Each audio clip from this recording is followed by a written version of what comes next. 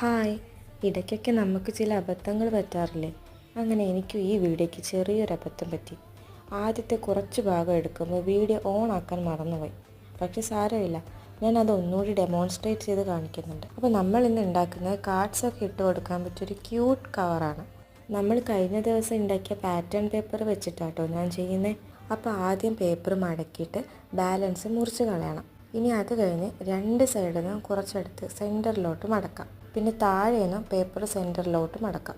അത് കഴിഞ്ഞ് കുറച്ച് ഭാഗം അകത്തോട്ടാക്കി മടക്കി കൊടുക്കാം. കുറച്ചുകൂടി ഒന്ന് സെറ്റായിട്ടിരിക്കാൻ നമുക്ക് ഗം തേച്ച് ഒട്ടിക്കാം. അത് കഴിഞ്ഞാൽ മുകളിലത്തെ ഭാഗം സെൻറ്ററിലോട്ടാക്കി മടക്കിയെടുക്കാം.